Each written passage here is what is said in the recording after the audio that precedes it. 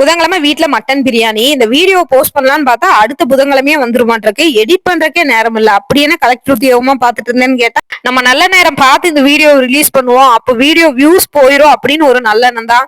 அப்படி நினைச்சிட்டு இருந்தேன். என்ன நினைச்சேன்னு தெரியல. சரி இன்னைக்கு போஸ்ட் பண்ணிடுவோம், ஏன்னா ஸ்டோரேஜ் ப்ராப்ளம் வருது அப்படின்னு சொல்லி இந்த வீடியோவை எடிட் பண்ணி போட்டலான்னு போட ஆரம்பிச்சாச்சு.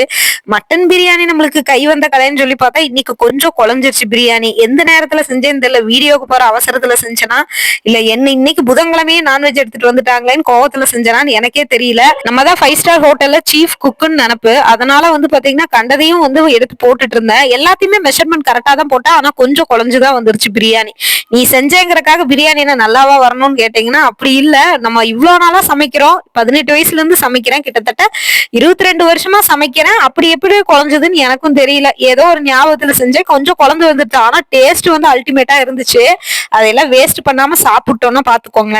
மட்டனை போட்டு வேக வச்சுட்டு அடுத்தபடியா அரிசி ஊற வச்சேன். குரணை அரிசி தான் பிரியாணி செய்யறேன். பிரியாணி இல்ல குரணை அரிசியில செஞ்சா டேஸ்டா தான் இருக்கு. இதுக்காக ஜீரக சம்பா பிரியாணி அரிசி எல்லாம் தனியா வாங்குறது இல்ல. நீங்க எந்த அரிசியில பிரியாணி செய்வீங்கன்னு சொல்லி கமெண்ட் பாக்ஸ்ல சொல்லுங்க. மட்டன் நல்லா கம கமன் வாசனையா வந்துச்சு. அரிசி எடுத்து போட்டு தண்ணி எல்லாம் அளந்து வச்சுட்டேன். எந்த ஞாபகத்துல அளந்து வச்சேன்னு எனக்கும் தெரியல. சூப்பரா கொதிச்சு கமகமன் வாசனை எல்லாம் வந்துச்சு. மறுபடியும் விசில் வந்ததுக்கு அப்புறம் எடுத்து திறந்து பார்த்தேன். ஒரு ஆர்வ கோளால சூப்பரா பிரியாணி வந்திருக்கும்னு ஒரு மமதை. அதுல இப்ப திறந்து பார்த்தா லைட்டா குழஞ்சிருந்தது. பட் டேஸ்ட் நல்லா இருந்ததுனால சட்டிவே சுரண்டி சாப்பிடுற அளவுக்கு அன்னைக்கு மதியானத்திலேயே பிரியாணியை முடிச்சு கட்டியாச்சு. இதுக்குதான் எனக்கு எல்லாம் தெரியும்னு ஓவரா ஆடக்கூடாதுன்னு சொல்லுவாங்க.